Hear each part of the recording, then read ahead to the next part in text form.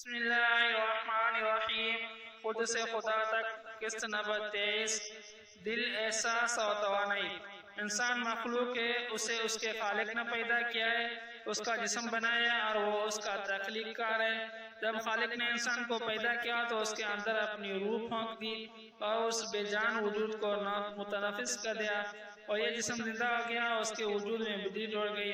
قرآن شریف۔ اعوذ باللہ من الشیطان الرجیم۔ بسم اللہ الرحمن الرحیم۔ الذي احسن كل شيء خلقه وبدأ خلق الانسان من طين ثم جعل نسله من سلالة من ماء مهين ثم سواه ونفخ فيه من روحه وجعل لكم السمع والابصار والافئدة قليلا ما تشكرون۔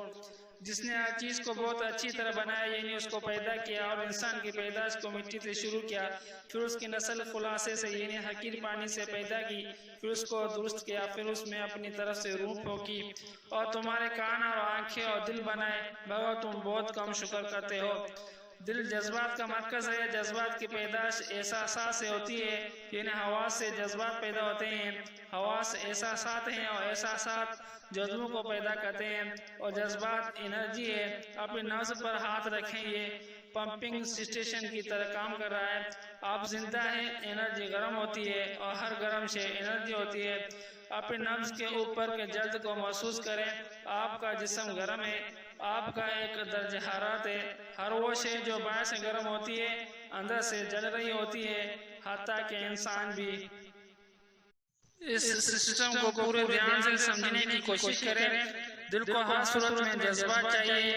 یہ جذبوں کے دبیز چادروں میں لپیٹا ہوا زندہ ہے۔ اسے دھڑکنے کے لیے صدمہ چاہیے، جھٹکا چاہیے۔ یہ کمک اسے جذبات دیتے ہیں۔ دل کو رنج و غم، خوشی، اداسی، بغض، کینہ، نفرت اور محبت، نیکی اور بدی، درد، خوف اور بے چینی سمیت نہ جانے ہر لمحے کیا کیا چاہیے۔ یہ جذبات سے چلتی ہے۔ یہ جذبات عضو ہے۔ یہ پھیلتا ہے، سکڑتا ہے، گھٹتا ہے اور بڑھتا ہے۔ جذبات اس کا ایندھن ہے۔ ہمارے جسم میں کسی بھی مشین کی طرح تاریں ہیں، انہیں رگیں کہتے ہیں۔ ایک خون کی ہے جس کا کام خون کو جسم میں لے جانا اور واپس لے آنا ہے۔ دوسری تاریں اعصاب کہلاتی ہیں، ان کا کام جذبات، احساسات کو دل سے دماغ اور دماغ سے دل تک لاتا ہے، اور یہی اعصاب رگیں دماغ کو حواس اور جسم کے ساتھ جوڑے ہوئے ہیں، اور یہ بہت پیچیدہ نیٹ ورک ہے۔ اب ان سب کا آپس میں تعلق دیکھتے ہیں۔ ذہن میں کیونکہ ہماری ساری زندگی کا ریکارڈ موجود ہوتا ہے، اور سامنے کی بات ہے کہ یہ ریکارڈ اعلیٰ درجے کا نہیں ہوتا۔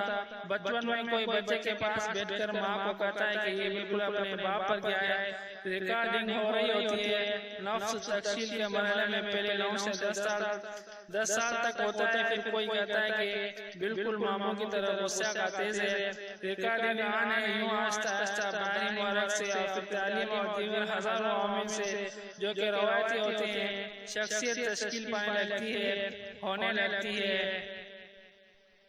میرا یہ نام ہے، یہ میرے ماں باپ ہیں، یہ بہن بھائی رشتے دار ہیں، ان میں سے اتنے جھگڑالو، اتنے وسیل، اتنے لوگ اچھے ہیں، اتنے لوگ برے ہیں۔ یہ اسکول ہے، کالج، یونیورسٹی ہے، یہ تعلیم ہے، یہ میری بیوی ہے، یہ میرے بچے ہیں، یہ ثواب ہے، یہ گناہ ہے، یہ میری عزت ہے، یہ میری بےعزتی ہے، مجھے پیسہ کمانا ہے، مجھے عزت بنانی ہے، گھر بار لینا ہے اور معاشرے میں کامیاب زندگی گزارنی ہے، مجھے یہ کرنا ہے، مجھے یہ نہیں کرنا ہے، یہ پلان کرنا ہے، یہ چپ کرنے والا کام ہے۔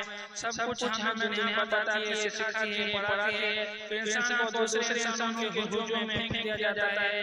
آزمائش شروع ہو جاتی ہے، دیکھتے ہیں کیا کرتا ہے، کدھر جاتا ہے۔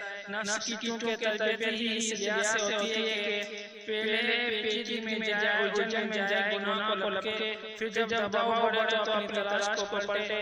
کم تربیت یافتہ نفس دن رات اپنی ذات کو سنوارنے میں مصروف ہوتا ہے۔ اسی حالت میں نفس 2 حالتوں میں ہوتا ہے۔ یہ حالت ماضی میں رہنا پسند کرتا ہے، ماضی کے اچھے برے واقعات کے عہدے بن میں حل میں مگن رہتا ہے۔ ماضی کے بھول میں سے جب ہوش میں آتا ہے تو چھلانگ لگا کر مستقبل میں جا کر گھستا ہے، اور ماضی کے اچھے برے واقعات و تجربات کو استعمال کرتے ہوئے حال میں بیٹھ کر مستقبل کے خود خال کو سنوارنے لگتا ہے، کرنے لگتا ہے۔